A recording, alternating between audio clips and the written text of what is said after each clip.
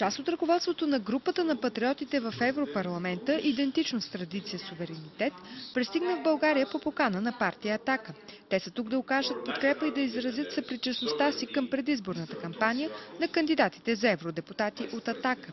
За 2 дни в страната ни ще са Бруно Гулниш, председател на идентичност традиция суверенитет и зампредседател на партията на Лю Пен Национален фронт, Евжен Михайлеско, заместник на Гулниш в Европарламента и член на партия Велика Румъния, и Конрад Дилан, евродепутат и член на белгийската партия Вламс Беланг. Бруно Гулниш изрази надежда скоро към тяхната фракция да се присъединят повече евродепутати от Българската националистическа партия. Французинът поиска да се запознае с посланията от предизборната кампания на Атака.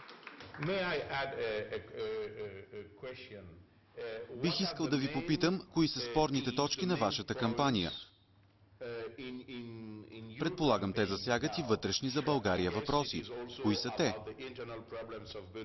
Ние на нашите срещи говорим винаги и за вътрешните проблеми на България, защото те са основа за нас, те са най-важни за нас. Ние поставяме на първите места проблема с ислямизацията на България, турцизацията, проблема с сделките, които ограбиха България, приватизационните сделки, които трябва да бъдат ревизирани. Проблема с социалното неравенство в България, което е огромно и е страшен проблем. И проблемите с двойните стандарти спрямо България, затварянето на нашите ядрени реактори. От фракцията на патриотите в Европейския парламент не скриха от личните си впечатления от техния най-млад член Димитър Стоянов. За мен той като млад учител дава ми всекидневно много полезна информация, каза Евжен Михайлеско. По-късно Атака приеха ръководството на идентичност традиция суверенитет в парламента, където дадоха съвместна пресконференция. Общи точки в програмите на европейските националистически партии и тази на Атака, както и еднакви виждания за бъдещето на Евросъюза, са причината от идентичност традиция и суверенитет да предпочитат да работят с партията на Сидеров.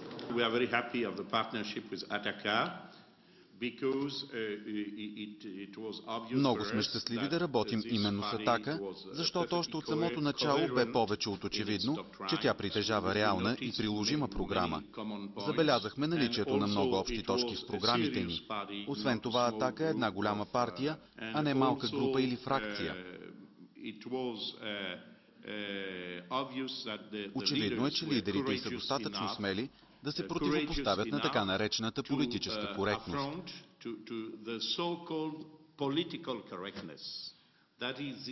Съществува тежка цензура върху политическия дискурс, която цели ограничаване поставянето на наистина важните въпроси. Прочетохме програмата на Атака, която бе преведена на френски и английски език, и видяхме, че между нас съществуват много общи моменти и възможности за съвместна работа.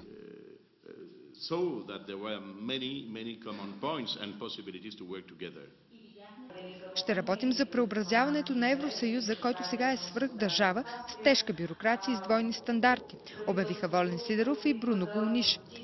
Евжен Михайлеско категорично отрече пред българските журналисти партия Велика Румъния да има териториални претенции към Южна Добруджа. Тук в България доста се говори за това как Димитър Стоянов, представителят на Атака, ще работи рамо до рамо с хора, чиято партия има претенции към Южна Добруджа.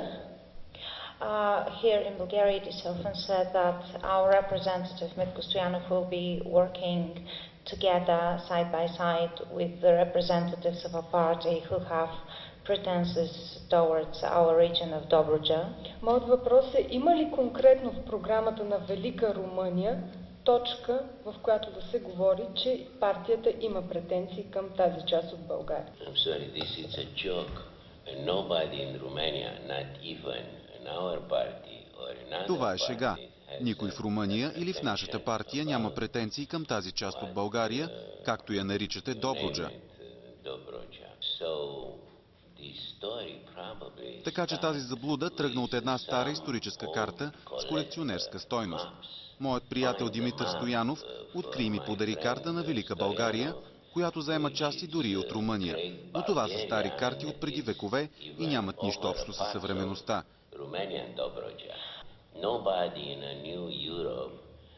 Никой в новия век няма претенции към държавните граници. Те са суверенни.